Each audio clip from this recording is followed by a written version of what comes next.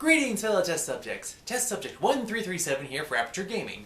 They make it, we test it, you play it. And welcome to my review of Fallout 4 for the PlayStation 4. Yes, after many long years, with people hoping and waiting for, we finally got to return to the Wasteland. This time, set in lovely, scenic, post-nuclear apocalypse Boston.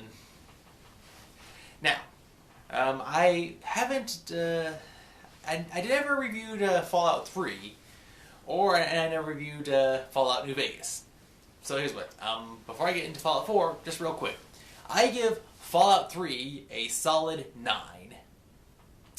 Yeah, I went into Fallout 3, I had no idea what the game was about. I'd never played any of the Fallout games before, but I thought it'd be interesting. I went in there, I liked it, and it just sucked me in. It just so immersive, so absorbing. It was just wow. There was like one moment where, alright, so there was a glitch with one of the characters I was with, who was trying to help me. There was a problem with that, but overall, I really liked the game. I liked it too much, in fact, to the point where I was busy at a point in my life when I was playing this game, and I had to actually physically put the game down and not play it and do other stuff because it was that so immersive. So Bethesda is guilty of anything aside from taking so long to make its official predecessor sequel, numbered sequel. It's that they make too good of a game. Yeah, so as for New Vegas, I have yet to play it, but I figure it wouldn't be too much of a hurt if I jumped from Game 3 to Game 4. If I get around to that, I'll make sure to review that also. And now, let us review Fallout 4. Fallout 4, or I believe it is appropriately called Fallout 3 and then some. Fallout 3 and so much more. Or Fallout. You wanted it, you got it. Oh man, this game, it is amazing. And really good on next-gen systems. Visually, it is, well, it looks great. Well, or as great as a post-apocalyptic nuclear war wasteland looks. Like the other Fallout games, you are a resident citizen of one of the many vaults, and you have to emerge from the vault and travel into the wasteland because, aside from the whole horrors of nuclear warfare, something bad has happened to you, and now you have to either find this, avenge that, save this, you know, the whole typical story thing. Don't worry, I'm not going to be spoiling the game for you.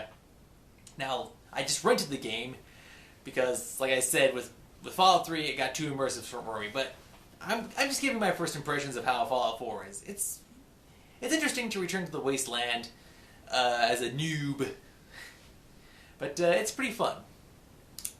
Yeah, so here's one of the things I liked is how when you enter your character's name, other characters in the world will actually call you that name if it's on the list of popular names. Like, I'm amazed at how they programmed that, and I'm thankful for that.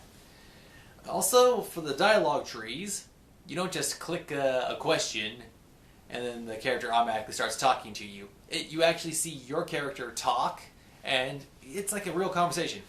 They aren't just staring ramrod stiff looking straight at you. I think they did a really good job of conveying human emotions and movement. It looks very realistic. I like how that worked out. And not only I think it's really great because not only do they call you by your name, but you can actually make yourself look like your namesake. You can actually adjust your body type, you can adjust your hair, your face, the whole shebang. It's pretty awesome. You pick which gender you are, you pick all the attributes about your face and whatnot, and then you get rolling with the story. And then after a series of events happens, like they do with the games, they ask, is there any part that you want to change? Which I think is pretty cool because if there's a typo or a mistake, then you can fix that. It's pretty awesome. Another thing I like is how they've affected the skill tree for the VATs and your skills and whatnot. You start off picking your basic stats and then... Alright, so as you know, the weeks leading up to the release of the game, they actually released a series of mini videos of what makes you special. What's science, intelligence, agility, and so on and so forth. And that was pretty cool. And I like how you can actually get every aspect of every area of the special tree.